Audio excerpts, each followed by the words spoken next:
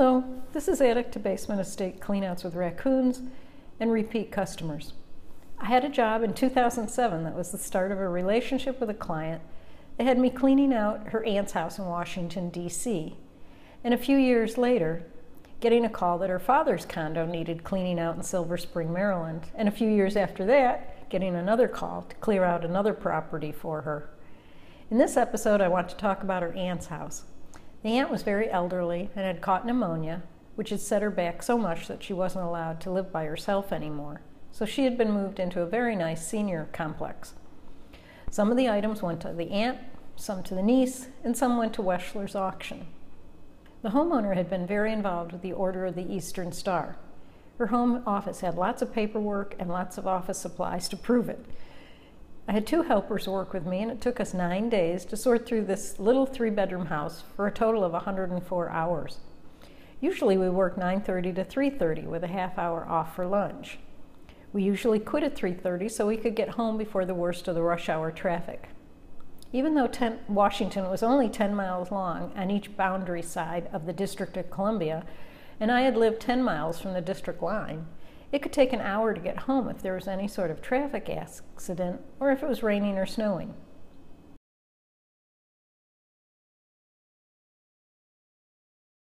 In 1791, George Washington commissioned Pierre L'Enfant to design the new Capitol. There were no motor cars then, only carts and horses. There are still a few streets in the Georgetown neighborhood that are brick. In 1870, there were only 120,000 people living there, and the roads were still dirt.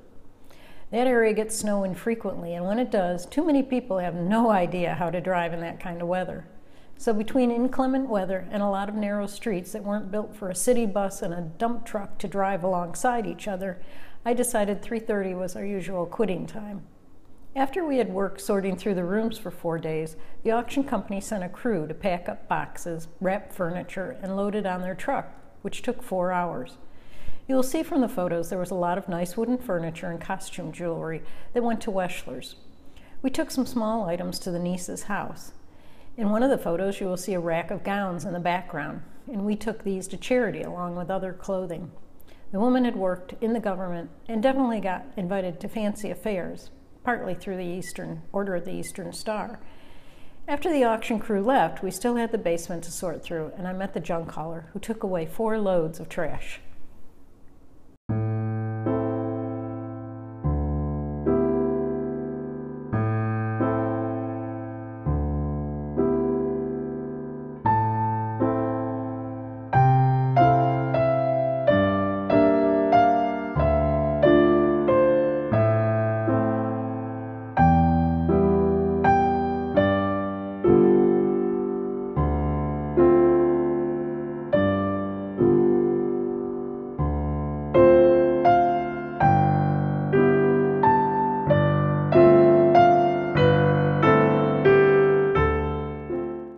The next 2 houses were in Maryland. One in Riverdale had a fair amount of things to sort through, but my notes say I was able to work 5 short days. Each day I was there 5 hours or less. The auction company must have helped me pack up this house. I made a note that the CDs and the LPs took me 2.5 hours to sort through. This house had a large kennel out back, and I was told to leave it if the auction company didn't want it. They did want it and took the chain link fence sections down, along with some other interesting items like a carved stool and a home theater set, a sword, and lots of brass and copper items. The final house was in Clinton, Maryland, and I don't have many photos to share, but I do remember that the house was built in 1964 it was a rambler. It was only 2,000 square feet, but it was chock full. I did the assessment in September of 2006, and they told me they wanted to interview 2 more people for the job. I didn't hear back from them until May of 2007.